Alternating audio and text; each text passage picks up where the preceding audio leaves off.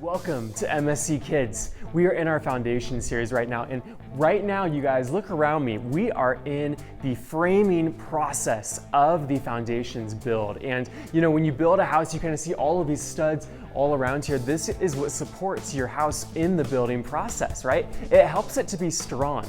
And so now that we have our foundation set, now we start with the framing. Now we get what looks more and more like a house so that we can be able to live inside of it one day. I wonder what we're going to be learning today in our foundation series. Last week we learned all about creation. Today we get to learn all about something new in the book of Genesis. So come with me as we dive into our foundations.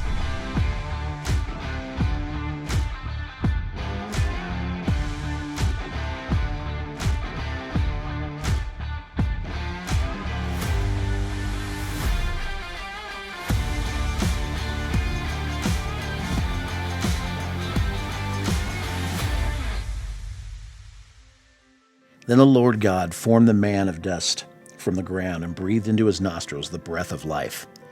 And the man became a living creature. And the Lord God planted a garden in Eden in the east, and there he put the man whom he had formed. And out of the ground the Lord God made to spring up every tree that is pleasant to the sight and good for food. The tree of life was in the midst of the garden, and the tree of knowledge of good and evil.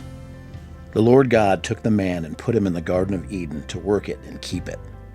And the Lord God commanded the man, saying, You may surely eat of every tree of the garden, but the tree of knowledge of good and evil you shall not eat, for in the day that you eat of it you shall surely die. Then the Lord God said, It is not good that the man should be alone. I will make him a helper fit for him. Now out of the ground the Lord God had formed every beast of the field and every bird of the heavens, and brought them to the man to see what he would call them. And whatever the man called every living creature, that was its name. The man gave names to all livestock, and to the birds of the heavens, and to every beast of the field. But for Adam there was not found a helper fit for him. So the Lord God caused a deep sleep to fall upon the man, and while he slept, took one of his ribs and closed up its place with flesh.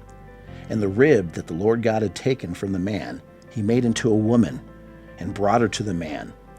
Then the man said, This at last is bone of my bones, and flesh of my flesh. She shall be called woman, because she was taken out of man. Imagine what it would be like to be Adam and Eve, living in the garden, seeing everything that had just been created, getting to walk with God. You know, I bet they had a lot of fun there in that garden.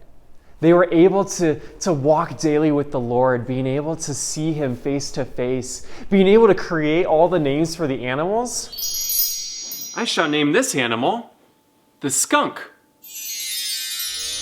Yeah, I'm glad I'm not the one that had to name the animals. I'd probably be creating some pretty silly names. I don't know about you. But everything was perfect. The food was perfect. The animals were perfect. Being able to walk with God, it was perfect. And then sin came into the world. Now, when I say sin, what do you think of? You know what I think of? I think of like those big movies, right? Like a big Marvel movie or a big movie where you have a bad guy, right? You have an enemy and he's destroying the entire universe. Or maybe a bank robber, right? Going in and robbing a bank. But that wasn't the first sin. The first sin might actually kind of seem a little bit small to you, but it was still sin. It was disobedience. Have you ever disobeyed your parents before? Have you ever done something that just wasn't right? This is what happened with Adam and Eve. It's kind of like when your mom and dad put you in timeout, right? Because you disobey them and you're sitting there on the stairs just thinking about what you did wrong. But that's unfortunately not the punishment that Adam and Eve got for their disobedience. Let's go ahead and look. Let's look at what it was that Adam and Eve did to disobey God. Hey, Eve. Hey, Adam. Hey, what did God tell us not to do? Oh, well, he said not to eat from the tree of the knowledge of good and evil. Yeah, that's right. Well, what do you think? Should we do it anyway? I don't know, Eve. I don't think that's such a good idea. Well, Adam, sure it is. This snake over here told me to. You see, guys, that's kind of what happened, right? We have our little Adam and we have our Eve here, and what happened is God gave them one rule. Everything was perfect. Everything was perfect in the garden, but God gave one rule, and it was to not eat of the fruit of the tree of knowledge of good and evil. But then sin entered the world as a little snake, right? Who likes snakes?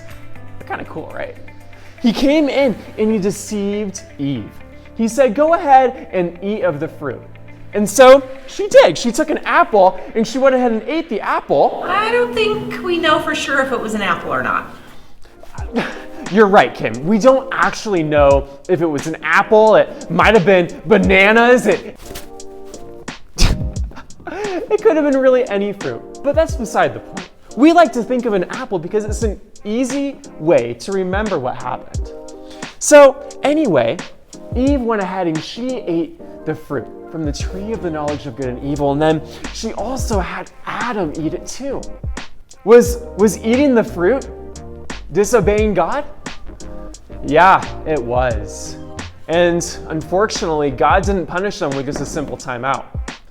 No, he went ahead and he banished them. You see, as soon as they ate from the tree of the knowledge of good and evil, they learned what it meant to sin. And at that moment, they realized that they weren't wearing any clothes and that they felt ashamed. And so they were hiding from God, and God was calling out saying, Adam, where are you? And Adam was saying, God, I'm down here, I'm hiding. I'm hiding because I don't want to show myself to you. Because he knew what it meant to sin.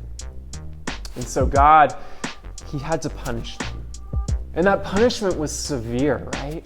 That punishment was big. What do you think it was? Let's take a look. You see, one piece of fruit. That's all that did it. One piece of fruit separated Adam and Eve from God. And instead of time out, God punished them by banishing them from the garden. He said, this perfect world that I have created for you is no longer perfect because sin is now in the world. It's not fun to talk about this, is it? It's not fun to talk about Adam and Eve sinning and sin coming in because now we have that same sin living inside of us.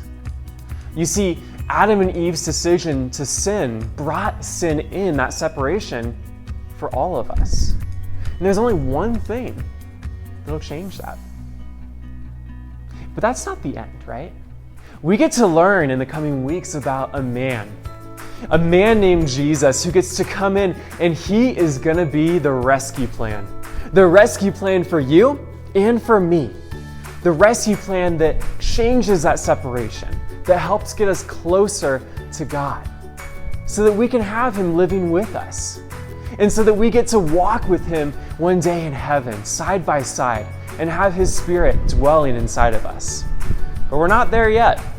We're not there yet. We still have to remember that Adam and Eve sinned. And so that's why it's so important to look at Adam and Eve and to look at this separation, the fall of man. Because if they hadn't have sinned, we wouldn't be chasing after God as much, would we? Well, guys, thank you so much for joining us this week in our Foundations. We hope to see you guys next week as we continue on and we get to learn more about who this Jesus guy is and what he did to help us not be separated from God anymore. We'll see you guys next time.